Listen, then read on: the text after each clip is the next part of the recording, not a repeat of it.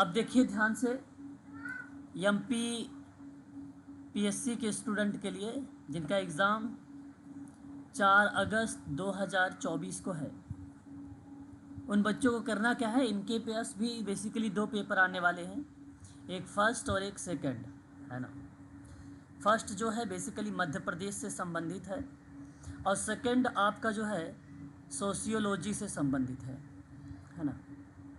अब second paper में आप सभी लोगों को मैंने भेजा होगा असिस्टेंट प्रोफेसर समाजशास्त्र का 15 वर्षीय एग्ज़ाम पेपर का एक पीडीएफ, जिसमें व्याख्या सहित उसमें हल दिया गया है।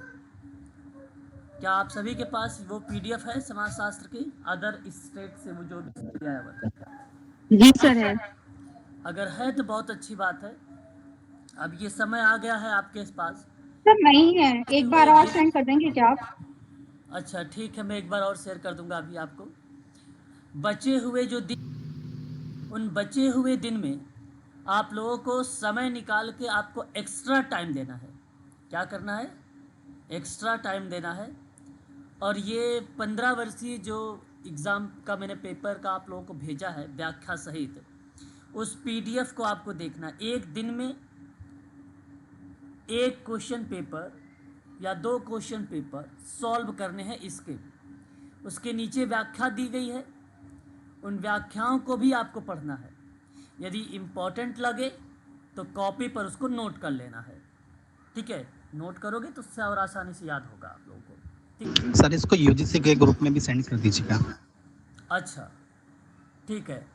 दूसरी बात, आपका ये पेपर जैसे ही सॉल्व होता है, तीसरा काम आपको क्या करना होगा, प्रतिदिन का समय निकाल के लगभग 30 मिनट का टाइम, ठीक है, ध्यान से सुनिएगा क्योंकि यही शेड्यूल आज से फॉलो करो बचे हुए दिन में, है ना।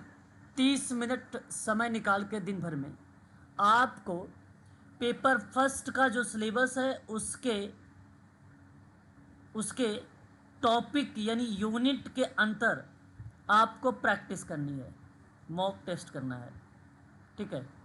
अब ये आप चाहे गूगल से कर लो, चाहे आपके पास पेपर्स हो या प्रैक्टिस सेट हो उसके आधार पे कर लो, या आप चाहे तो यूट्यूब से देखकर भी कर लो, लेकिन यूनिट के आधार पे 10 यूनिट मिलेंगे एक दिन में। मान लीजिए अगर आधे घंटे आप एक यूनिट पर प्रैक्टिस कर रहे हैं तो बहुत अच्छी बात है, ठीक है। तो 10 दिन में आप इस तरीके से आधे घंटे पर डे करिए ये। फिर उसके बाद प्रतिदिन 9 AM टू 10 AM कल क्लास होती, कल कहीं प्रोग्राम होने की वजह से मैंने कल क्लास आप लोगों को नहीं कराया था, इस वजह से छुट्टी थी। हाँ, लेकिन आगामी जो भी कोई हॉलीडे या छुट्टियाँ पड़ेंगी उनमें आपकी क्लास होगी एमपीपीएससी, वो भी प्रैक्टिस होगी। लेकिन 9 टू 10 AM वाली क्लास आपको कभी भी स्किप नहीं करनी है। ध्यान से सुनेंगे, कभी भी आपको स्किप नहीं करनी है क्लास बचे हुए दिन में, क्योंकि समाजशास्त्र का है ये। और आपको करना क्या है, यूनिट, अगर मैं बात करता हूँ पेपर फर्स्ट सेकंड की, पेपर फर्स्ट तो हो चुका है, मैंने बता दिया प्रैक्टिस यूनिट के क्रम में करना है। अब बात करते हैं पेपर सेकंड सोशोलॉजी के बारे में।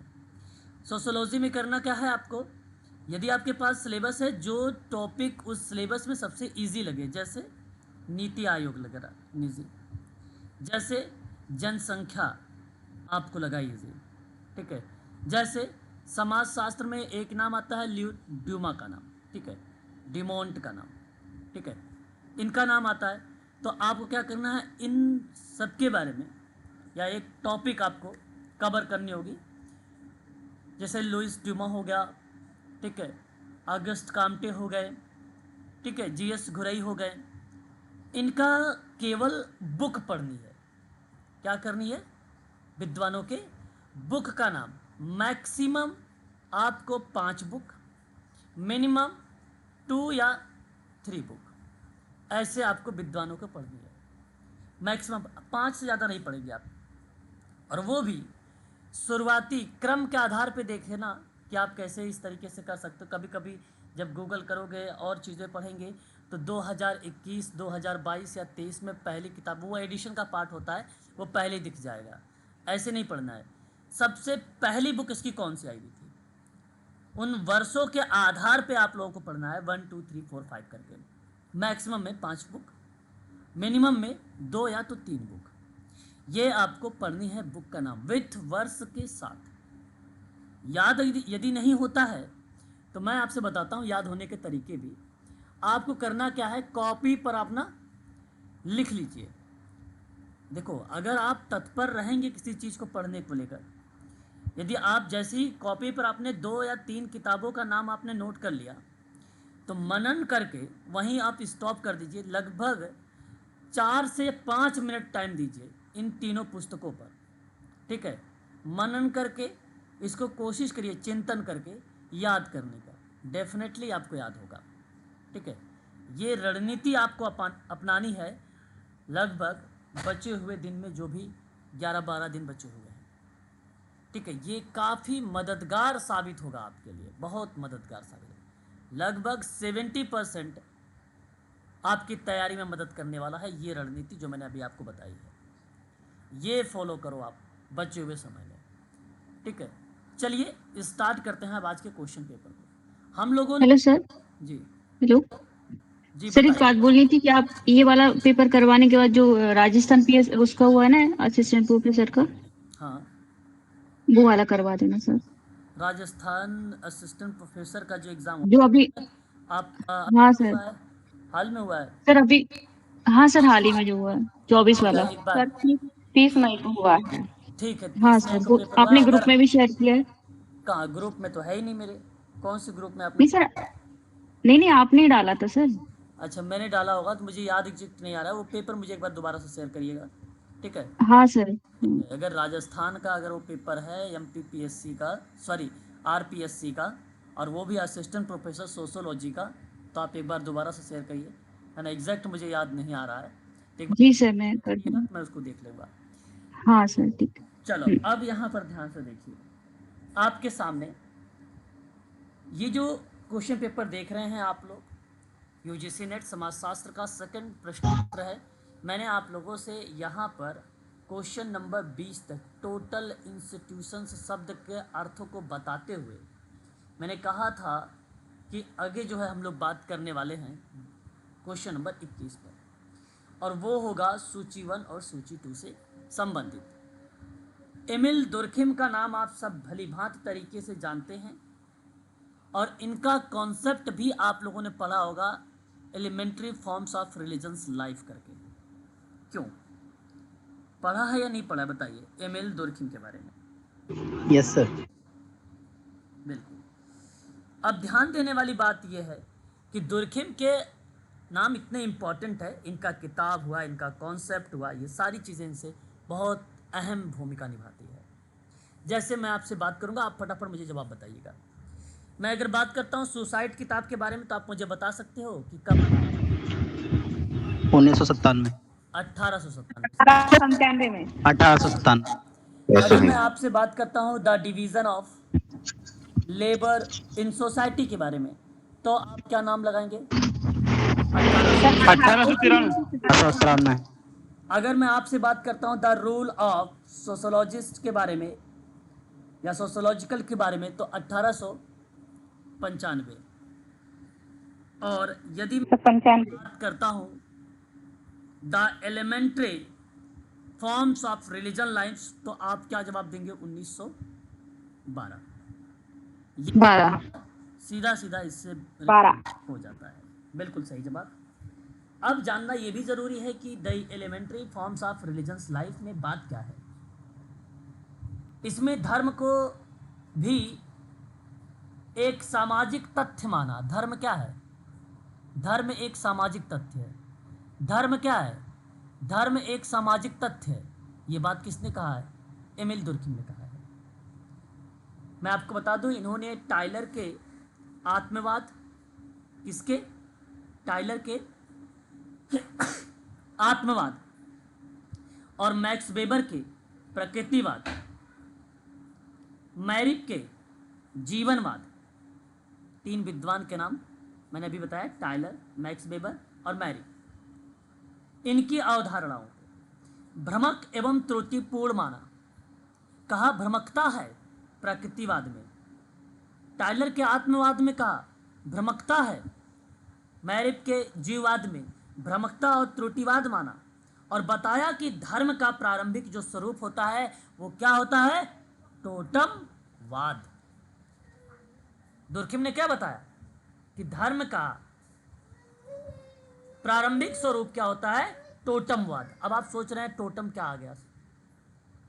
यहां पर टोटम कुल अगर बात करें कुल का प्रतीक है, यानी पशु पक्षी कुल देवी देवता कुछ भी हो सकता है टोटमवाद।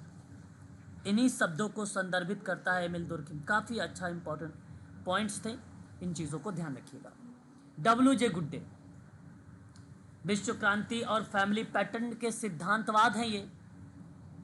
विश्व क्रांति और फैमिली पैटर्न के क्या है? ये सिद्धांतवाद हैं। और इसी पुस्तक के गुड्डे ने पारिवारिक संरचना और औद्योगिकीकरण के माध्यम से या उसके मध्य ही संबंधों का अध्ययन कर दिया था, उनके संबंधों का अध्ययन कर दिया था। तो नाम क्या जाता है? डब्ल्यू.जे. गुड्डे। डब्ल्यू.जे. गुड्डे। याद रखने वाली बात है, ये मैं बार बार आप लोगों को जो नाम रिपीट कर रहा हूँ ना, काफ़ी अहम भूमिका निभाता है। और यही कॉन्सेप्ट सन 1970 के दौरान में आई थी। किसके द्वारा? 1970 में डब्ल्यू.जे. गुड्डे के द्वारा। बात करते हैं C.W. मिल्स के बारे में। C.W. मिल्स पावर एलिट का सर पावर इलाइट एलाइट और या इलेट, बिल्कुल आप कह सकते हैं, इसका कॉन्सेप्ट इन्होंने दिया। और ये C.W. मिल्स कहते हैं हम इनको। सन 1956 में 1956 में ये सिद्धांत आया और कहा कि किसी भी समाज या संगठन के अंतर्गत सभी महत्वपूर्ण निर्णय कुछ गिने चुने व्यक्ति ही करते हैं। कुछ महत्वपूर्ण निर्णय की बात अगर मैं कर रहा हूं तो उसमें कुछ व्यक्तियों के द्वारा गिने चुने द्वारा ही किया जाता है। इनका अनुसरण करने के लिए बाध्य भी होता है। और यह एक प्रकार से अगर मैं बात करता हूं तो समाज और संगठन को रिलेट करके डब्ल्यू.सी. मिल्स ने पावर एलिट के बारे में बताया था। आर. रॉबर्टसन का नाम करते हैं हम लोग, नाम पता होना सर चाहिए। इसमें एलिट शब्द क्या है? एलिट एक बेसिकली इन्होंने रिलेट कराया है एक शब्द को, जहां दर्शाया है सभी महत्वपूर्ण निर्णय को एलिट शब्द में, है ना।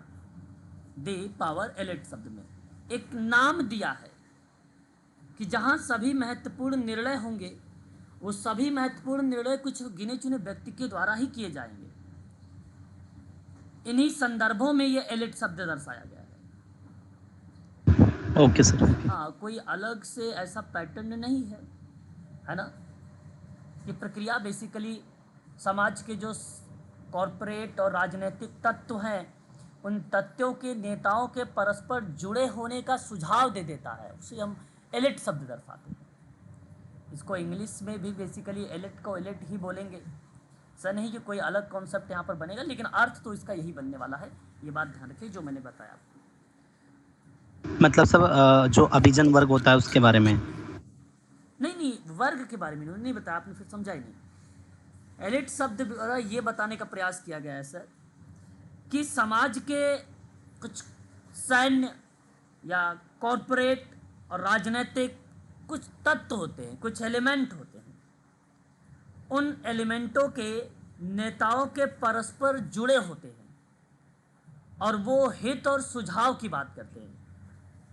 और यह प्रक्रिया बेसिकली एक संदर्भ में अगर मैं आपसे बात करता हूं तो ये बताने का प्रयास करता है कि समाज या संगठन के अंतर्गत सभी महत्वपूर्ण निर्णय हो जाते हैं, और वही सभी महत्वपूर्ण निर्णय सभी के द्वारा नहीं हो पाते हैं, वो कुछ गिने चुने व्यक्तियों के द्वारा होते हैं। जो बेसिकली सृजनात्मक व्यक्ति होगा, हो सकता है वही फॉलो करे ऐसे नियम को, ऐसा हो सकता है। और अन्य उनका अनुसरण करने के लिए क्या हो जाता है, बेसिकली बाध्य के रूप में हो जाता है। तो यहाँ मैं आपसे कहूँगा कि कोई ऐसा एलिट जो शब्द दर्शाया गया है, इसका अभाव या भाव इस शब्द को नहीं दर्शाता है कि अभिजात वर्ग या अभिजन वर्ग, है ना, ऐसे शब्द यहाँ पे नहीं दर्शाए जाएंगे। ये बात आप जरूर ध्यान में रखेंगे एलिट को लेकर, है ना। और ओके सर, ओके। दर्शन की बात करता हूँ। समाजशास्त्र में एक व्याख्या इन्होंने प्रस्तुत किया था, धर्म को संस्कार, मूल्य, मानदंड की एक श्रृंखला माना था। तो क्या मैं धर्म का समाजशास्त्रीय व्याख्या के संदर्भ में इस शब्द की व्याख्या कर सकता हूँ? बताइए, जिसमें व्यक्ति इस पर विश्वास करता है ना। तो आर रॉबसन का ही नाम यहाँ पर बेसिकली सत्य माना जाएगा, ठीक है। और आपको जवाब बताने हैं अब कि सही ऑप्शन कौन सा होना चाहिए। पहले का गया है आपके सामने, पहला, दूसरे का 4, तीसरे का 2 और चौथे का 3। आप जवाब बता सकते हैं, पहला ऑप्शन सही होगा। पहला ऑप्शन सर। संपूर्ण जनसंख्या के अध्ययन पर आधारित है सांख्यिकी माप। आप बताइए, अगर टोटल जनसंख्या का अध्ययन कर रहे हैं उसी पर आधारित है सांख्यिकी माप, तो उस सांख्यिकी माप को क्या बोलोगे? मापदंड बोलोगे, निष्कर्ष बोलोगे, सांख्यिकी या समग्र बोलोगे? मापदंड सर। मापदंड सर। बिल्कुल, संपूर्ण जनसंख्या के अध्ययन पर समग्र सांख्यिकी माप को ही मापदंड कहते हैं। आपने सही जवाब दिया है। मापदंड का एक सिद्धांत का नियम है, जैसे जब हम उस क्षेत्र की संपूर्ण जनता के विवरण का अध्ययन करते हैं तो एक ही समय पर ही और सारे लक्षणों को एक साथ रखते हैं तो उसे मापदंड कहते हैं। मापदंड मानक या पैमाना होता है जो कि किसी वस्तु या जनसंख्या की गुणवत्ता के स्तर को सुनिश्चित करता है, और इसी कंडीशन को हम लोग क्या बोलते हैं? मापदंड कहते हैं। ये बात आपको ध्यान रखना होगा। हम उस क्षेत्र की संपूर्ण जनता के विवरण का अध्ययन एक ही समय पर करते हैं, एक ही समय पर, और सारे लक्षणों को एक साथ रखते हैं, तो वही मापदंड कहलाता है। और सिंपल सी बात है, ये ऐसा काम कब करते हैं? जब संपूर्ण जनसंख्या के अध्ययन पर आधारित सांख्यिकी माप करते हैं, तब वही मापदंड होता है। सही ऑप्शन आपका पहला है, ऑप्शन नंबर ए आपका सही जाएगा। डी स्कूलिंग सोसाइटी नामक एक पुस्तक, इस पुस्तक को लिखा गया था सन 1971 में, और ये आई थी आई इलीच के द्वारा। आई इलीच के द्वारा आधुनिक अर्थव्यवस्थाओं में जारी शिक्षा पर महत्वपूर्ण बहस है ये किताब, डी स्कूलिंग सोसाइटी। इस पुस्तक में संस्था की निष्प्रभावी भूमिका के बारे में बताया गया है। इलिच ने आत्मनिर्देशित शिक्षा को महत्व दिया, जिसे औपचारिक शिक्षा पद्धति का समर्थन मिलना चाहिए था। और सही जवाब ऑप्शन नंबर आपका सी ही करेक्ट माना जाएगा।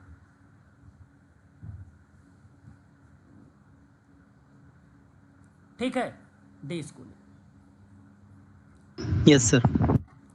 प्रकारवादियों की मूल प्रविधि क्या होती है?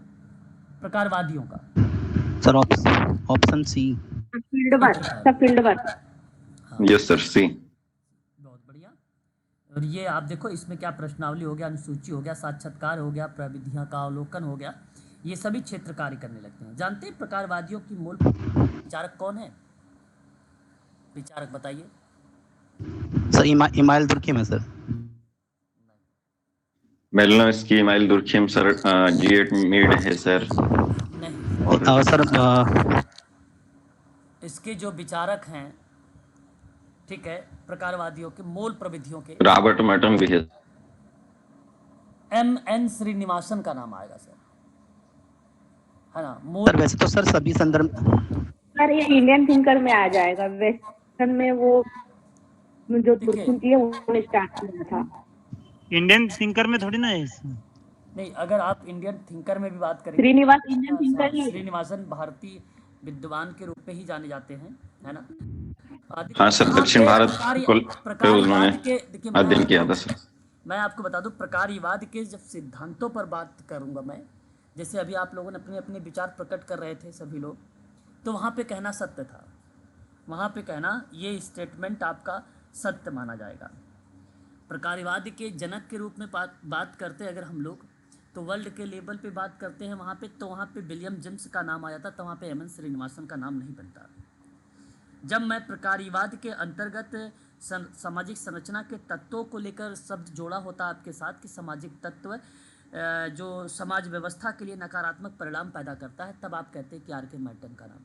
लेकिन मैंने प्रकार्यवादियों की मूल प्रविधियों के रूप में रिप्रेजेंट करने वाले विद्वान का नाम पूछा था और विचारक का नाम, तो मैं आप सबसे कहूँगा कि एम एन श्रीनिवासन का नाम लगाइए। और एम एन श्रीनिवासन यदि परीक्षा में आए भी MPPSC में, तो इन्हीं का नाम आएगा भी, क्योंकि यही एक वास्तविकता शब्द को दर्शाते भी है। ठीक है, किसी भी जगह अगर आएगा तो एम एन श्रीनिवासन का ही नाम आएगा, और खासकर इंडिया के परिप्रेक्ष्य में ही पूछा जाएगा। ठीक है, ये बात भी आपको ध्यान रखना होगा सर। जी जी सर मैं ये कह रहा था कि मैंने अभी थोड़ी देर पहले अपने ग्रुप में मेंशन किया था सर, प्रकार से बता दीजिए। सॉरी मैं समझ नहीं पाया, क्या मैंने रिलेट करा था आपको?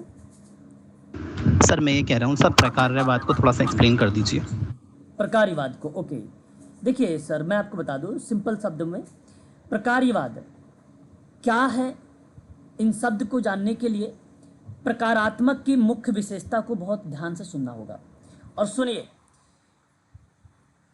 जो बेसिकली किसी कार्य को या किसी क्रियाओं पर ध्यान केंद्रित किया जाए,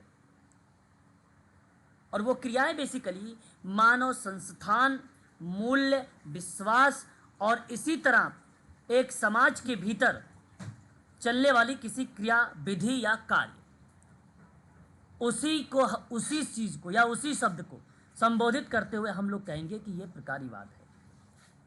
तो कहने का आशय मेरा ये है आप लोगों से कि सन 1895 में फ्रांसिस विद्वान एक एमिल दुर्खिम ने समाजशास्त्रीय पद्धति के नियम के हिस्से को लेकर बताते हुए एक शब्द बोला था कि सामाजिक संरचना और उनके कार्यों की ज़रूरतों को समझाने की कोशिश की जाए तो वो प्रकार्यवाद है। वो क्या है?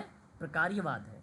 फिर से सुनिए, मैंने कहा कि सामाजिक संरचना और उनके कार्यों की ज़रूरतों को समझाने की कोशिश की जाए तो प्रकार्यवाद है। और प्रकार्यवाद मानता है किसी दिए गए सामाजिक ढांचे के तत्व को, समाज के जो ढांचा है, जो स्ट्रक्चर है, उनके जो तत्व हैं वो अन्योन्यश्रित है, परस्पर है, रेसिप्रोकल है, अर्थात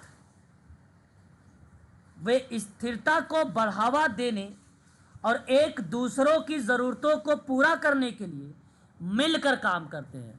जब ये इस तरीके की एक्टिविटी होगी तो वही प्रकार्यवाद होगा। वही क्या होगा?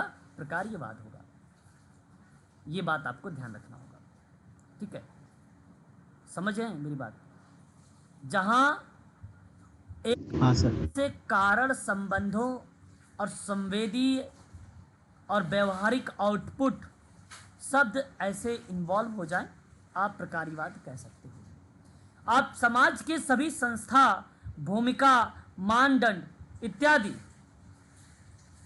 इनके एक उद्देश्यों की जब आप पूर्ति करते हैं तो सभी समाज के दीर्घकालिक अस्तित्व के लिए ये एक प्रकार से सामाजिक घटना के रूप में सकारात्मक कार्य दर्शा देता है, तो वो भी प्रकार्यवाद होता है। बस, प्रकार्यवाद मतलब कार्यों के संबंध में दर्शाया गया है। अगले सवाल की तरफ रुख करेंगे और सवाल कहेगा कि निम्नलिखित में से कौन सामाजिक संरचना में परिवर्तन का सूचक नहीं है? प्रश्न नहीं है, इसलिए आप सर्कल करोगे। आपके ऑफलाइन पेपर होंगे, पेंसिल साथ में ले जाइए या पेन साथ में लेके जाइए। सर डी, समाज में पुरुष वर्चस्व। समाज में सर ऑप्शन सी। नहीं, यहाँ पे सही है डी जवाब। समाज में पुरुष वर्चस्व सामाजिक संरचना में ना परिवर्तन का सूचक नहीं है सर। अब आप सोच रहे हैं कैसे? हाँ सर, कैसे? क्योंकि समाज पहले से ही पुरुष वर्चस्ववादी रहा है। है ना। समाज जो है पहले से ही पुरुष वर्चस्ववादी रहा है। समाज की सभी शक्तियों का संकेंद्रण पुरुष के पास ही रहा है। इसलिए ये सामाजिक संरचना का या सामाजिक परिवर्तन का सूचक नहीं माना जाएगा। अतः आप ऑप्शन नंबर डी का ही चुनाव करेंगे। सामाजिक संरचना में परिवर्तन का सूचक नहीं है, इसलिए नहीं है ये, क्योंकि ये पहले सॉल्व ऑलरेडी, जैसे आप नहीं कहते हो मूल प्रवृत्तियाँ है, समझो एक प्रकार से मूल प्रवृत्ति है, पहले ही विद्यमान है, प्रदत्त है ना। तो ये नहीं है, ऑप्शन डी सही है। निम्नलिखित में से भारतीय sir sir sir option C कैसे नहीं होगा सर? देखिए, ये तो सामंत से पुरुषवादी समाज आया था। मुझे उम्मीद है कि आप सबको जब कार्ल मार्क्स आप लोगों ने पढ़ा होगा, राधा कमल मुखर्जी। हाँ, तो वहाँ उसमें पर, है सर। हाँ, वहाँ पर भी आपने सामंती से पूंजीवाद समाज तो पढ़ा ही होगा, क्योंकि सामाजिक परिवर्तन का पाठ तो वो था, इसमें कोई दो राय नहीं है। पूंजीवादी विकास शहरी परिवेशों के उदय के द्वारा लाया जाता है और उनके विचार में सामंती शब्द आ जाता है। भूस्वामी हो गया, है ना, भूस्वामी किसान हो गया, वर्ग संबंध और सामंती भूस्वामी किसान वर्ग संघर्ष का परिणाम था। तो सामंती समाज में ना शहरों की वृद्धि को समझने के लिए आवश्यक है, जिसके परिणाम स्वरूप वाणिज्य औद्योगिक पूंजी का उदय हुआ था। अतः आप ये बात सामंतीवाद या साम्यवाद पूंजीवाद शब्द बेसिकली रिलेट कराएगा सामाजिक संरचना के परिवर्तन के सूचक में, पार्ट है सर। ठीक है सर, ठीक। औद्योगिक भी हुआ है, औद्योगिक से सामंत भी हुआ है, ये आपका सत्य है, परंतु ये आपका सार्वभौमिकता के परिप्रेक्ष्य में अगर आप लेंगे भी तो ये बेसिकली लाया किसी के द्वारा है नहीं गया है, ये इन्वॉल्व था उसमें। और ऑप्शन डी नहीं, ये डी माना ही था। इसके कॉन्सेप्ट आप जब पढ़ेंगे ना इन शब्दों में, सामाजिक संरचना में, तो साफ शब्दों में लिखा है उसके नोट्स में कि ऑलरेडी ये इन्वॉल्व है, तो इसका मतलब ये थोड़ी ना परिवर्तन का पार्ट है, ये परिवर्तन का पार्ट नहीं है। निम्नलिखित में से भारतीय समाजशास्त्र का नाम आप देख रहे हैं यहाँ पर, 4 ऑप्शन, चारों के चारों विद्वान भारतीय समाजशास्त्री, जिसमें मुखर्जी सर। मूल्यों का समाजशास्त्र पर लिखने के लिए जाना जाता है। जो मूल्यों के समाजशास्त्र पर बात करता है, उनमें से बताइए 4 विद्वान में कौन है? राधा कमल डी वाला सर। राधा कमल मुखर्जी। बिल्कुल, मूल्यों का समाजशास्त्र का जनक माना जाता है भाई राधा कमल मुखर्जी को, इसको जनक कहा जाता है। सही बताया आपने। मूल्य समाज द्वारा मान्यता प्राप्त या इच्छाएं, है ना, तथा लक्ष्य है जिसका आंतरिकरण समाजीकरण की प्रक्रिया के माध्यम से होता है, जो व्यक्तिपरक अधिमान्यता प्रतिमान अभिलाषा बन जाती है और वहीं पर मूल्य का संबंध पूर्ण व्यक्तित्व से बन जाता है। तो मूल्य मनुष्य के प्राणी शास्त्रीय आवश्यकताएं और सामाजिक संबंध और मानव के आदर्शों पर आधारित हो जाता है। अतः आप कह सकते हो कि मूल्यों का समाजशास्त्र पर लिखने वाला विद्वान यदि कोई है भारतीय परिप्रेक्ष्य में तो वो राधा कमल मुखर्जी है। यही कॉन्सेप्ट इनके द्वारा दिया गया है। ये फैक्ट वाला प्रश्न है, पहले भी मैं बता चुका हूँ, आज भी फिर बता रहा हूँ, फैक्ट वाले सवाल आपके परीक्षा में 4 अगस्त को दिखेंगे। बात करते हैं अभिकथन पर। जेल में अपराधियों का पुनर्समाजीकरण उस सुधार विधि का भाग है जो उनके पुनर्वास में सहायता करता है। ये बात देखिए बच्चों, बिल्कुल सत्य सर। राइट है सर, राइट है सर। यहाँ आपने जो जवाब दिया है सत्य के रूप में और इससे संबंधित भी। अच्छा देखो, मैंने आपको पहले बताया है सॉरी पुनर्समाजीकरण के बारे में। सर ये सर इसका ना सर दोनों है सर, और स्पष्टीकरण भी है सर इसका, सही साइड है मतलब। अरे पहले तो एक तो राकेश जी कंफर्म कर लीजिए, बताइए मुझे पुनर्समाजीकरण क्या होता है,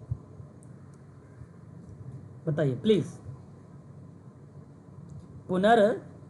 पुनर्समाजीकरण क्या होता है आप बता सकते हैं, आसान शब्द है, मैं पहले भी बता चुका हूँ। सर जो अपराधी होते हैं, सर किसी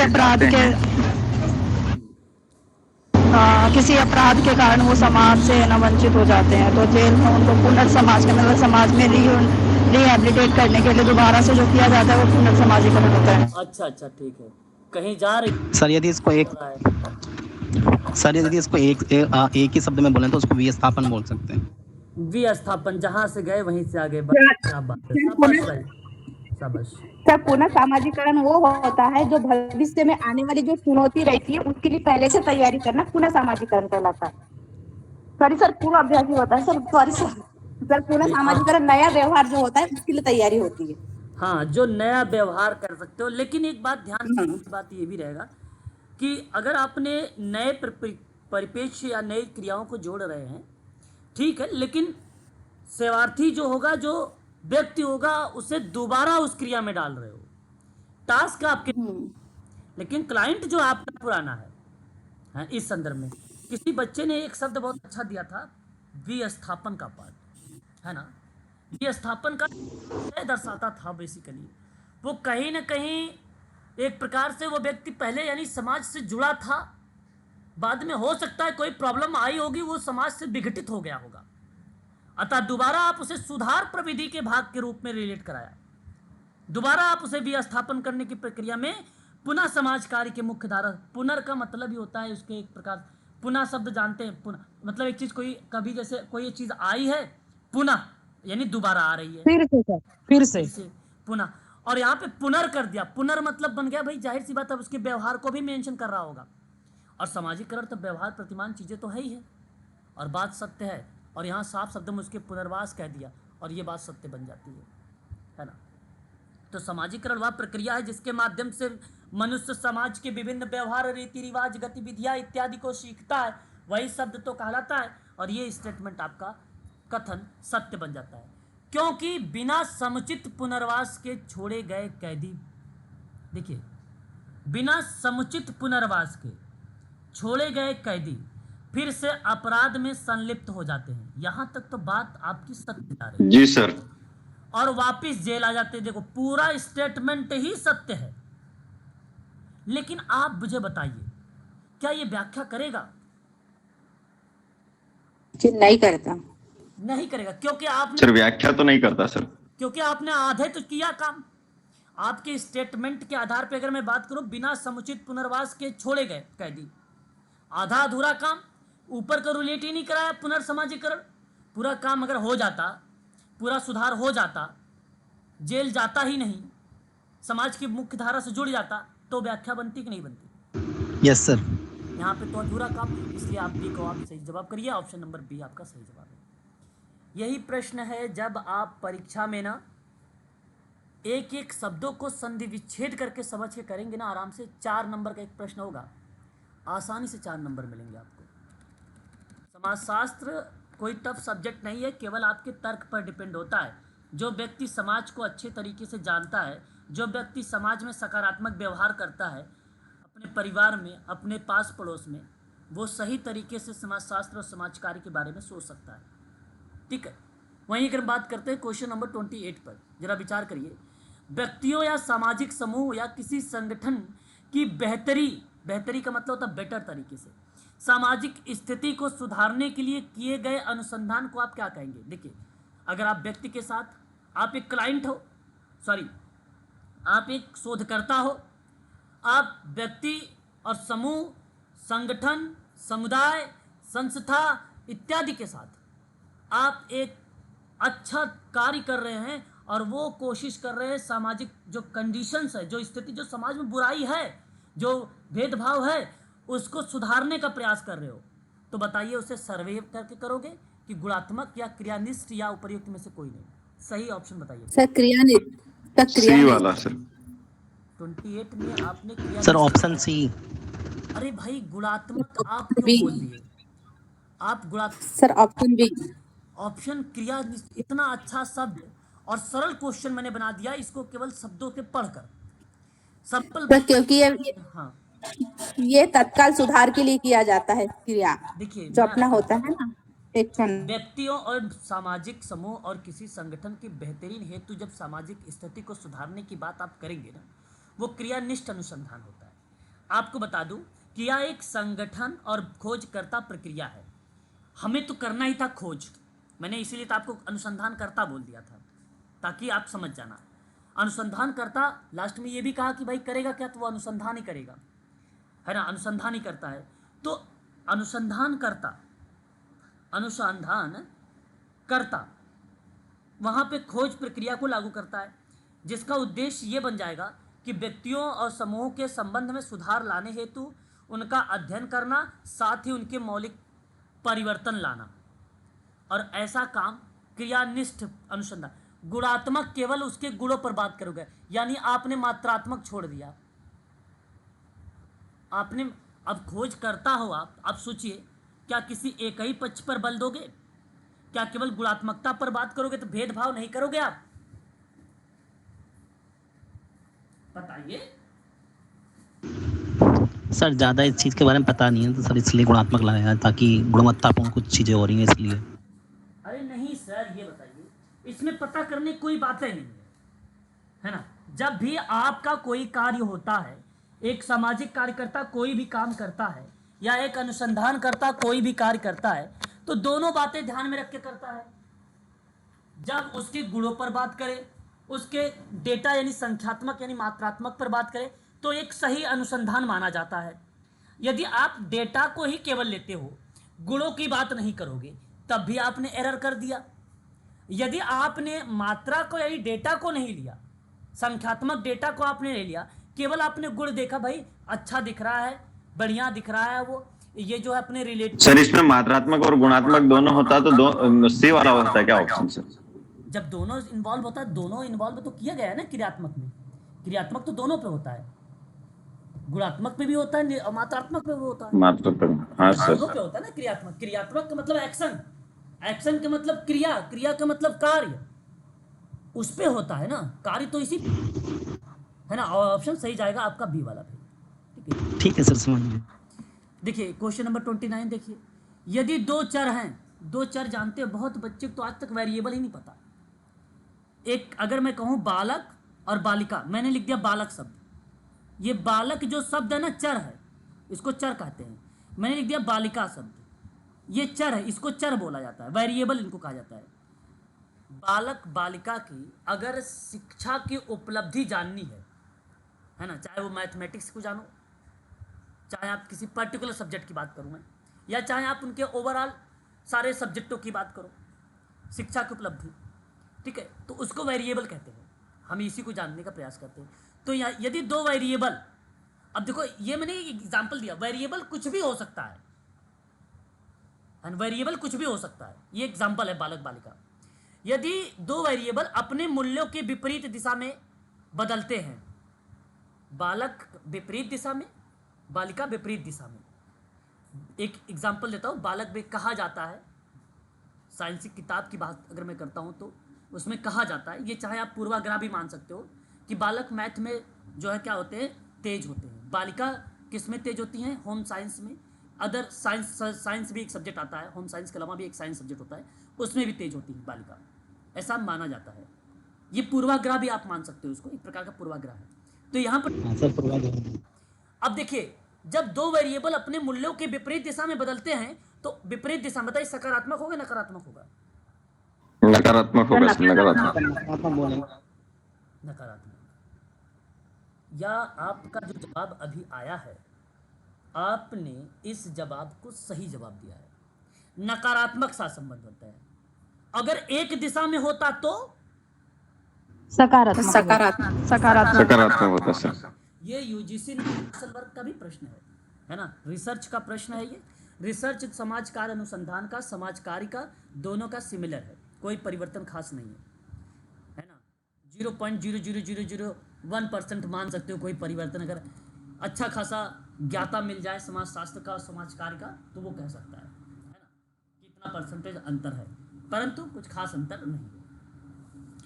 उसके बाद अनुभाविक वास्तविकता का सामाजिक संरचना से कोई लेना देना नहीं है। लो सर लेवी स्ट्रॉस, बी वाला सर, बी। सामाजिक संरचना से कोई लेना देना नहीं है, ये किसकी मान्यता है? Sir Levi Strauss. सर मेरे अकॉर्डिंग लेवी स्ट्रॉस हो सकता है। आपका अकॉर्डिंग ही सही है सर, लेवी स्ट्रॉस ही है।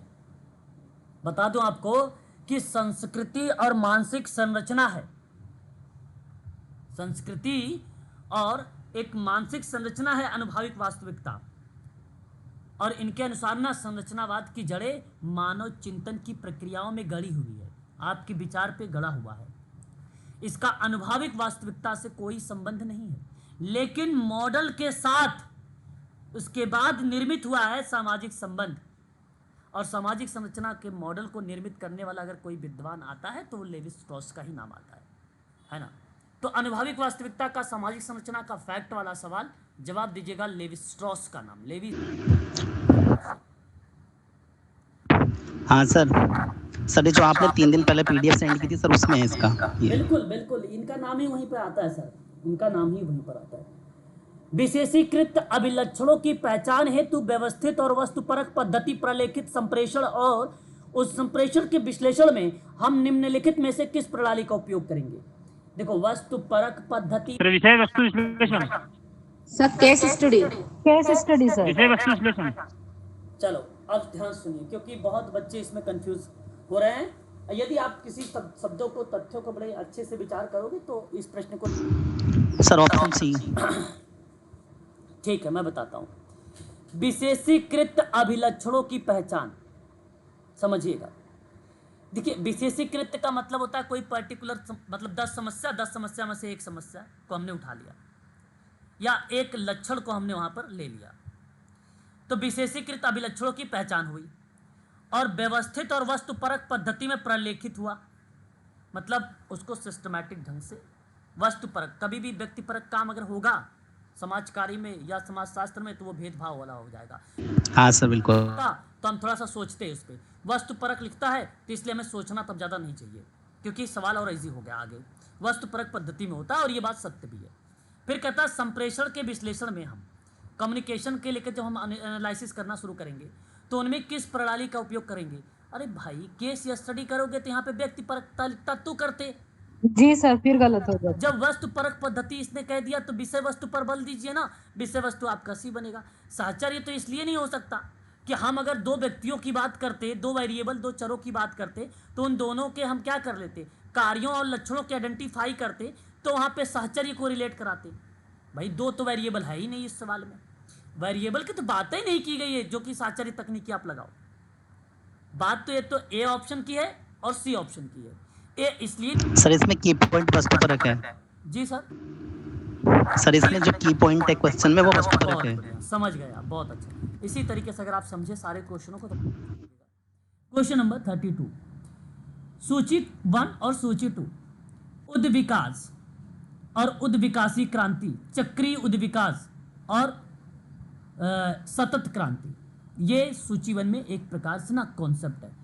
एक कॉन्सेप्ट में कोई पर्टिकुलर एक ही विद्वान के नाम नहीं आते हैं, ये क्वेश्चन है ना, उसमें कई विद्वानों के नाम आते हैं, कई विद्वानों के नाम आते हैं। फिलहाल ये जो विद्वान के नाम आए हैं थोड़े से फेमस हैं, प्रख्यात हैं, और इन्हीं प्रश्नों के थोड़े से पर आप विचार जरूर करेंगे। हर्बर्ट स्पेंसर का नाम अगर हम बात करते हैं तो हर्बर्ट स्पेंसर उद्विकास सिद्धांत को प्रस्तुत करने वाला विद्वान माना जाता है। जानते हो, एक सवाल पूछा गया था हर्बर्ट स्पेंसर से, सामाजिक डार्विनवाद किसे कहा जाता है। और अगर यूजीसी का पेपर आपने दिया होगा ना तो आपको देखा भी होगा सामाजिक डार्विनवाद सवाल आया हुआ है। जी सर, है ना। तो सामाजिक डार्विनवाद का बुलडॉग कहा जाता है, हर्बर्ट स्पेंसर कहा जाता है। तो हर्बर्ट स्पेंसर जानते हैं क्या है, उद्विकासी सिद्धांत है। उद्विकास प्रकृति वर्ण के स्थान पर सामाजिक वर्ण सिद्धांत दे दिया था। प्रकृति को ना मानकर क्या बोल दिया, समाज को बोल दिया, और समाज को बोलने की वजह से इसने कहा कि उद्विकासी सिद्धांत हम देते हैं। तो यह हर्बर्ट स्पेंसर का नाम आ गया। कार्ल मार्क्स उद्विकासी सिद्धांत की क्रांति में आता है नाम कार्ल मार्क्स का, है ना। और देखो, मार्क्स आर्थिक निर्धारणवादी है, है कि नहीं है? हाँ सर बिल्कुल। समाज में पुराने उत्पादन की शक्तियों और नवीन उत्पादन की शक्तियों में सदैव संघर्ष होता है, पुराने और नए वाले में। जो लोग पुरानी संस्कृति कल्चर को मानते हैं और आज के समय में जो नए वाले मानते हैं, दोनों में बड़ा संघर्ष होता है। अभी देखिए, कुछ लोग, आप ही लोगों में से कुछ ऐसे मेंबर होंगे जो संत वगैरह सनातन धर्म वगैरह को मानते होंगे। कुछ आप लोगों में से हैं जो पढ़े लिखे होंगे या जो जानते हैं भाई ये चीज़ें कुछ नहीं, केवल ब्रेन का खेल होता है, लोग एक दूसरे को क्या बनाते हैं, बेवकूफ़ बनाने का पैटर्न संचालित कर रखे हैं। तो भाई आप उसमें इंटरफेयर तो नहीं करते हो, बहुत करते हो, जहाँ तक समझाने की कोशिश करते हो समझाते हो, लेकिन अगर घर में आपसे कोई बड़ा सदस्य, आप ज़्यादा उनसे बोल भी नहीं सकते हो, है ना। तो फिलहाल इस आधार पर अगर मैं बात करता हूं तो ये आपके नए में ही विचारधारा हैं, वो शायद पुरानी विचारधाराओं को मान रहे हैं, तो इन दोनों में क्या है, संघर्ष हो रहा है। और उन्हीं संघर्षों को उद्विकासी क्रांति, मतलब एक प्रकार से क्रांति का ही पार्ट है ना। तो उन शक्तियों में सदैव संघर्ष होता है जिसके परिणाम स्वरूप नई व्यवस्था अस्तित्व में आ जाती है। यदि आपका वहां पे हावी हुआ विचार तो जाहिर सी बात है वो नई व्यवस्था आपकी है वो अस्तित्व में आ जाएगी। और ये बात कार्ल मार्क्स कहता है और उसी को उद्विकासी क्रांति के रूप में देता है। और बात आती है चक्रीय उद्विकास। देखो चक्रीय सिद्धांत तो पढ़ा ही होगा, सोरोकिन का है। सेरोकिन, बहुत बढ़िया बहुत बढ़िया, सेरोकिन का नाम पिटरिम सेरोकिन। तो आपने सेरोकिन का एक किताब का नाम देखा होगा, कल्चर डायनेमिक वाला, मैं कई बार बोल चुका हूं, है ना। अब तो मुझे नाम लेने में भी वो लगता है कि कितनी बार बोलूं। कल्चर डायनेमिक सामाजिक परिवर्तन के सांस्कृतिक सिद्धांतों को प्रस्तुत किया, इसको कल्चर लैग के नाम से रिप्रेजेंट कर दिया इसी किताब में। और एक नाम आता है सतत क्रांति। सर कल्चर लेग तो सर आगबन की है ना सर जी, कल्चर लेग तो सर आगबन की है हाँ, ना। कल्चर लैग आगमन का बनेगा, यहाँ पे बनेगा कल्चर डायनेमिक, कल्चर लैग और हाँ सर वही तो है। आगमन का बनेगा, यहाँ पे बनेगा culture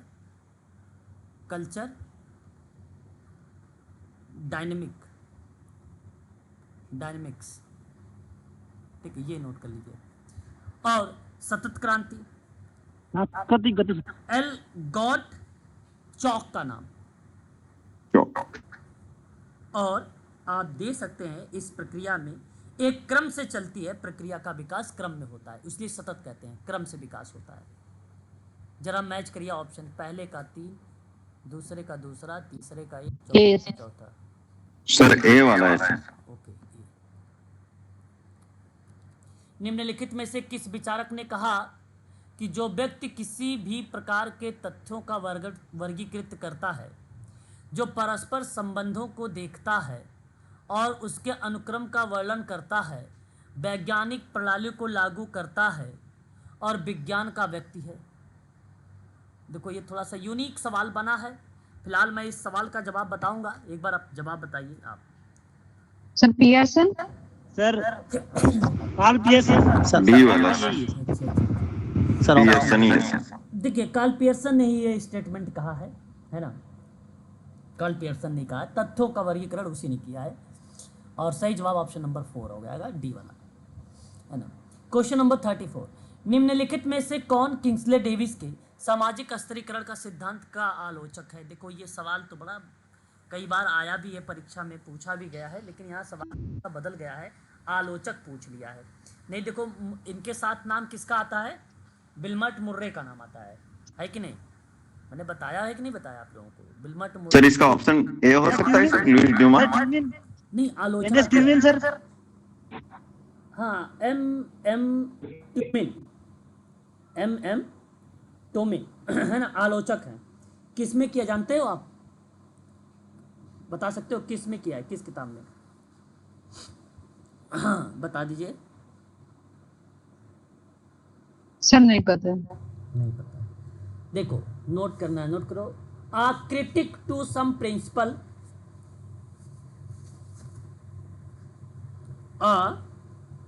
critic to some principle of stratification की किताब। सर लिख दीजिए। अच्छा नोट कर दूं, ओके चलिए देख लीजिए एक बार, मैं इसको नोट कर देता हूं। A critic to some principle of stratification, है ना, ठीक है, नोट कर दिया है।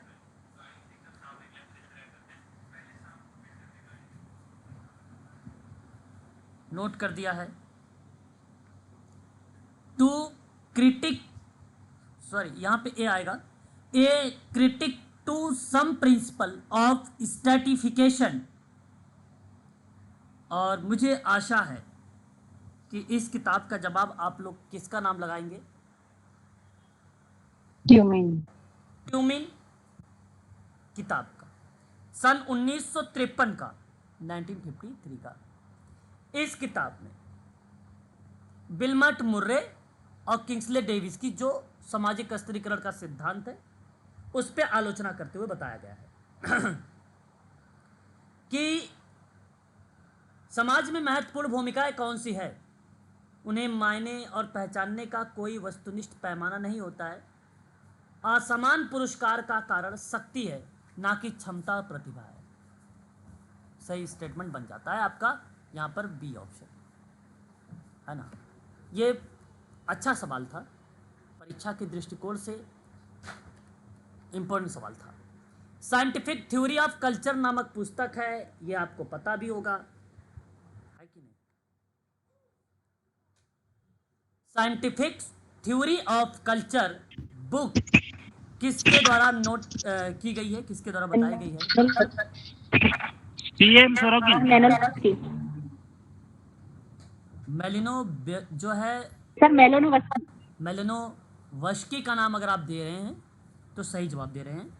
मेलिनोवस्की ने सन 1944 में इस किताब को लिखा था, जानते हो क्या करके? कहा था कि संस्कृति हमारी आवश्यकताओं की पूर्ति करती है, संस्कृति हमारी आवश्यकता को पूरी करती है। और ये बात किसने कहा है? मेलिनोवस्की ने कहा है। और आपको ये भी पता होना चाहिए कि 7 मूल आवश्यकताएं होती हैं और 7 जो मूल आवश्यकताएं हैं वो इसी किताब में है, 1953 में। सॉरी, ये किताब मैंने कब बताया? 1944 बताया, सॉरी 1944 बताया। कौन कौन सी 7 आवश्यकता है? पोषण, प्रजनन, आराम, स्वास्थ्य, सुरक्षा, गति, कितना हुआ? 3 3 6, वृद्धि, ये 7। ठीक है। कहाँ के निवासी? पोलैंड के निवासी। भौतिक शास्त्र गणित शास्त्र के ज्ञाता है कौन? मेलिनोवस्की। सही जवाब सी होगा। 36 देखिए, किसका कथन है कि समाजशास्त्र मानव जीवन समूह समाज का वैज्ञानिक अध्ययन है? Sir Davis, Kingsley Davis. Anthonio Giddens है। जी सर, गिडिंस है। हाँ, समाजशास्त्र मानव जीवन समूह और समाजों का वैज्ञानिक अध्ययन है। एंथोनियो गिडिंस ने सामाजिक अनुसंधान में अभिमुखन का मतलब जानते हैं क्या होता है? ओरिएंटेशन इन सोशल रिसर्च होता है। इनमें ज़्यादा ध्यान देने की बात कही थी, मानव जीवन समूह और समाजों का वैज्ञानिक अध्ययन करने के लिए। एंथोनियो गिडिंस। सही जवाब 4 होगा आपका, है ना। Question number next. एक तरफ देखिए कार्य है, दूसरी तरफ लेखक है। सवाल तो आसान है, लेकिन आपको अगर पता है तो कर सकते हो। किंग्सले डेविस का नाम कहाँ पर? सर मानव समाज, ह्यूमन सोसाइटी। मानव समाज में, बिल्कुल, मानव समाज में। मानव समाज की पुस्तक है इनकी, ह्यूमन सोसाइटी। इन्होंने बताया है कि समुदाय लघुत्तम प्रादेशिक समूह है जो सामाजिक जीवन के सभी पक्षों का आलिंगन करता है। मानव समाज के रहकर किस तरह समूह बनाता है और अपनी आवश्यकताओं की पूर्ति करता है। आसान सवाल है। मैकाइबर पेज का नाम सोसाइटी में आ जाता है। जी सर, सामाजिक संबंधों का जाल। सामाजिक संबंधों का जाल है। बहुत बढ़िया जवाब। एमिल दुर्खिम का नाम समाज में श्रम का विभाजन आ जाता है। जी। समाजशास्त्र साहित्य और समस्याओं का मार्गदर्शिका के नाम में टीबी बोटोमोर का नाम आ जाता है। साहित्य और समस्याओं का मार्गदर्शिका नामक एक पुस्तक लिखी थी, उसी किताब में समस्याओं का समाधान का वर्णन किया था टीबी बोटोमोर ने। ठीक है, ये बात ध्यान रखिएगा। और डी वाला ऑप्शन का तो पुस्तक ही है। सही ऑप्शन क्या बता रहे हैं आप? डी बता रहे हैं। यदि डी बता रहे हैं तो आप डी का ही ऑप्शन सही जाएगा, है ना। और भी सवाल है नीचे देखिए। मध्य के सभी मदों के विचलन का योग सदैव होगा। Sir zero. सवाल को लेकर भी एक जीरो। बार आप लोगों से व्याख्या कर रहा था, बिल्कुल सही जवाब यहाँ पे। मुझे याद है मैंने आप लोगों से एक दिन सवाल सॉल्व करवा रहा था, है ना? कोई दिन उस हाँ सर, यूजीसी में करवाया था। हाँ अच्छा, यूजी करवाया करवाया था। ओके, तो यहाँ जो जवाब बनेगा बेसिकली वह स्टेटमेंट आपका आने वाला है जीरो, और जीरो ही सही जवाब है। ऑप्शन नंबर आपका यहाँ पर भी होगा। थोड़ा सा सुनिएगा एक लाइन इसमें कि माध्य से सभी मदों के विचलन का योग जो सदैव होगा वो जीरो होगा, ये बात आपको पता है, यानी शून्य। ज्यामिति माध्य, द्विघात माध्य, बहुलक माध्य, चल माध्य, प्रगति माध्य, अरे बहुत सारे ऐसे माध्य होते हैं, एवरेज वगैरह कई भागों में डिवाइड है, कई प्रकार के हैं। इनमें सभी समंकों में से एक ऐसा समंक खोजा जाता है, समंक का मतलब संख्या, जो सभी समंकों का उचित प्रतिनिधित्व करता है, तो वह माध्य के सभी माध्यों के विचलनों का योग बनता है, और उसका योग जो बनेगा फिर वो सदैव जीरो ही आएगा। यहाँ पर 39, निम्नलिखित में से कौन सा सर्वाधिक अस्थिर औसत होता है? अस्थिर होता है भाई, एक ही है बहुलक, परिवर्तित होता रहता है, संचयी आवृत्ति इसकी बदलती रहती है ना? कहने का मतलब है कि बहुलक सर्वाधिक अस्थिर अवसर होता है, जो है औसत होता है। देखिए मैं आपको बता दूं, जैसे मैंने कहा कि 2 5 6 2 8 3 2 6 5 2 3, ये दी गई समंक में सबसे अधिक बार 2 आया हुआ है, और इसलिए यहाँ पे बहुलक ही क्या बनेगा आपका? 2 बनेगा, यानी श्रेणी में।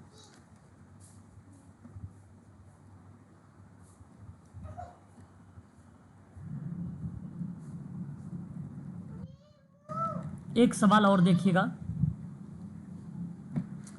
निम्न में से एक कौन सी विशेषता इस संस्था शब्द की जो समाजशास्त्रीय दृष्टि से सही व्याख्या करती है?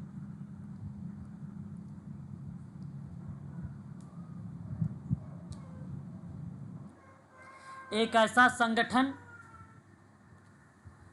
जो किसी महत्वपूर्ण प्रक्रिया में लगा हो, है ना? एक ऐसा संगठन जो किसी महत्वपूर्ण प्रक्रिया में लगा हो, यह विशेषता संस्था राष्ट्र का समाजशास्त्रीय दृष्टि से सही है। संस्था नियम, प्रविधि, कार्य प्रणालियों की एक व्यवस्था होती है ना, जो समाज में विरासत से प्राप्त होती है। इसकी सामाजिक मान्यता होती है और इनमें समाज कल्याण की भावना भी होती है। संस्था एक ऐसा निश्चित संगठन होता है जो एक विशेष ढंग से साधारण स्वार्थों का अनुसरण करता है। संस्था सामूहिक क्रिया पर क्या हो जाएगा? निर्भर हो जाएगा। अतः आप संस्था शब्द का सही व्याख्या आप ऑप्शन नंबर सी को दर्शाएंगे, थर्ड वाले को। ठीक है, तो आज के लिए बस इतना ही रखिए आप लोग, क्योंकि ये क्वेश्चंस जो दिए गए हैं, जो हमने अभी आपसे व्याख्या किए हैं, बहुत इम्पोर्टेंट है ना? और सर हुए दिनों में इन्हीं प्रश्नों को कुछ आप इसी तरीके से स्टडी करें। जी बताएं सर, मैं कह रहा हूँ सर ऑप्शन डी बता दीजिए थोड़ा सा। ऑप्शन जी सर, उसको एक्सप्लेन कर दीजिए सर। ये ऑप्शन डी को फोर का फोर ऑप्शन। फोर ऑप्शन, ठीक है सर 40 का डी ऑप्शन यस। ठीक है, मेरी बात सुन लीजिए एक बार, डी वाले भी ऑप्शन को लेकर। यहाँ प्रश्न पर डी ऑप्शन में कहा कि परस्पर संबंध ऐसे लोकाचार, है ना, और आचार्य विचार। लोकाचार का आशय सर बनता है एक प्रकार से मुख्य रूप से एक व्यक्ति, समूह, संगठन के मार्गदर्शक विश्वासों को संदर्भित कर देता है। लोकाचार क्या बोलता है? एक व्यक्ति, समूह, संगठन के मार्गदर्शक विश्वासों को संदर्भित कर देता है, तो मैं यही संस्था से अलग कर देता लोकाचार को देखकर। लेकिन आप आगे, ठीक है सर, ठीक है।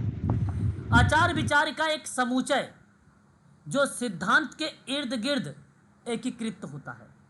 आचार विचार का समुच्चय, आचार विचार का समुच्चय। बेसिकली देखो ये शब्द ऐसा है, सादा जीवन उच्च विचार का अर्थ दर्शाता है आचार विचार, है ना, नैतिकता दर्शाती है, संस्कृति दर्शाती है।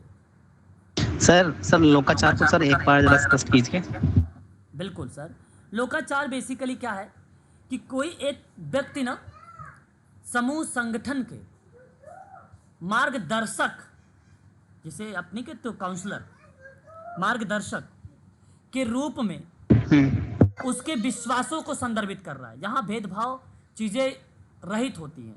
कहने का आशय मेरा ये, किसी व्यक्ति समूह या संगठन का नैतिक चरित्र, स्वभाव, मौलिक मूल्य को दर्शाता है, तो किसी पर्टिकुलर व्यक्ति को दर्शा देता है लोकाचार। हाँ तो सर ये व्यक्तिगत होने के चलते सर ये ऑप्शन नहीं रहेगा। कह सकते हो कि जो एथोस शब्द होता है, एथोस का मतलब लोकाचार होता है, व्यक्तिगत की वजह से आप इसको दर्शा सकते हो, ऐसा आप कह सकते हो। हाँ सर ठीक है सर ये लोकाचार ही थोड़ा सा कंफ्यूज कर रहा था बस। चलो ठीक है फिर, ठीक है। तो अभी इस वीडियो को मैं अपलोड करूंगा और आपको ये नोट्स, ये जो आपको मैं दे रहा हूँ PDF, इसको भी इसको भी आप देख लें। और साथ ही साथ आप लोग ध्यान रखें कि जो मैंने शुरुआत में बताया है उस रणनीति को फॉलो करना स्टार्ट कर दीजिए। समय है, पढ़ लीजिए सर। बार बार टाइम नहीं आता है, बार बार असिस्टेंट प्रोफेसर की वैकेंसी भी नहीं निकलती है। आपने भरा है तो आप सही तरीके से फॉलो करिए। सर जो आपने फर्स्ट पेपर के लिए रिपीट कर देना सर। जी, एक मिनट एक करके बताइए, मैं बताता हूँ। सर मैं ये कह रहा हूँ सर, जो 15 वर्ष से आपने बताया था, अगर वो सर UGC नेट के लिए भी अगर फायदेमंद हो तो सर उसको UGC नेट वाले में भी सेंड कर दीजिएगा। वो मैं इसलिए UGC नेट में नहीं अभी तक डाला क्योंकि वो सोशोलॉजी का है। हो सकता है यूनिट नंबर जब मैं सेकंड आपको UGC नेट दिसंबर वाली क्लास चलाऊंगा तो उसमें आप, ठीक है सर, ठीक है, दिसंबर वाले ओके सेशन पेपर चलेगा। यदि आप MPPSC का फॉर्म अप्लाई कर रखे हो तो बताइए, तो मैं आप लोगों को शेयर कर दूंगा। और यदि नहीं सर नहीं, आने दीजिए समय, वो आपके समय के अनुसार नहीं। बाकी आपकी ठीक है PSC वाले में मैं एक बार दोबारा से रिसेंड आपको करता हूँ, दोबारा से सेंड करता हूँ, है ना। मृदुला क्लास में है? मृदुला, सर हाँ मृदुला आपके पास पेपर होगा वो? असिस्टेंट प्रोफेसर का बोल। हाँ असिस्टेंट प्रोफेसर का, जहाँ यूपी और राजस्थान और मध्य प्रदेश, अलग अलग राज्यों का मैंने पेपर आप शेयर किया था, सभी बच्चों के पास शेयर हाँ है सर, है ना। बहुत बढ़िया मृदुला, आप ऐसा चलो 2 बार किया आपने, फरवरी में थी। अच्छा एक बार ऐसा करना, वही PDF एक बार दोबारा से आप रिसेंड कर देना, चाहे आप WhatsApp जी टेलीग्राम पे कर देना, ठीक है सर वो ईयर वाइज वाली PDF शेयर कर दीजिएगा प्लीज। अच्छा जी ठीक है। सर एक रिक्वेस्ट थी, वो मई 2024 का किसी मैडम ने बोला था, वो करवा दीजिए राजस्थान FSPSC का। हाँ बिल्कुल, मैं श्योर करवा दूंगा, निश्चिंत रहे, कहोगे तो ये पेपर में। लेकिन एक बार वो पेपर, हाँ सर कल वो पेपर एक बार मुझे शेयर कर दीजिए आप प्लीज। पेपर मेरे पास रहेगा तभी मैं उसकी व्याख्या कर पाऊंगा, क्योंकि मैंने, अगर मेरे पास रहा होगा तो मुझे याद नहीं आ रहा कि मैंने वो पेपर किस तरीके से कहाँ भेजा है ना। क्योंकि जो चीज़ें आती है मैं सीधा अपने ड्राइव में डालता हूँ, ड्राइव में 1-2 फाइल नहीं होता है, PDF होती कई होते, मैं उसको सीधा ऑल सेलेक्ट मारता हूँ, पढ़ता भी नहीं कि मैं इसमें कौन सा चीज़ भेज रहा हूँ, सही बताओ तो। और ये बात मैं पढ़ता नहीं, जब भी आपको PDF में डालता हूँ सीधा सेलेक्ट मारता हूँ, बस मार के सीधा डाल देता हूँ उसमें, है ना। ये चीज़ें करता, अगर आपके पास है तो प्लीज़ एक बार शेयर करिएगा, वो भी मैं उस पर जरूर विचार विमर्श आप लोगों से करूँगा, है ना, क्योंकि ये गोल्डन चांस नहीं मेरे जो। जी आवाज़ ब्रेक हो रही मैम। हाँ सर राजस्थान वाला अभी मई 2024 का नहीं, पर जो पूरी PDF 2 बार आपने भेजी फरवरी में और मई में, वो मेरे पास है, वो मैं शेयर कर दूंगी। हाँ बिल्कुल, वो भी सब मैडम जितनी चीज़ें आपके पास अभी मैंने बताया, एक तो वो वाला असिस्टेंट प्रोफेसर वाला जो मैंने सेट भेजा है व्याख्या सहित, वो और इस वाला, ये दोनों आप मुझे जो है ग्रुप में डालिएगा, दोनों ग्रुप में डालिएगा, ताकि मेरे साथ साथ और भी बच्चों को मिल जाए, ठीक है। जी सर ठीक है, चलिए थैंक यू सर। चलिए मिलते हैं फिर कल की क्लास में। बाकी शाम की क्लास होगी, आपको भी लिंक दिया जाएगा शाम को, ठीक है, MPPSC में। ओके। ओके।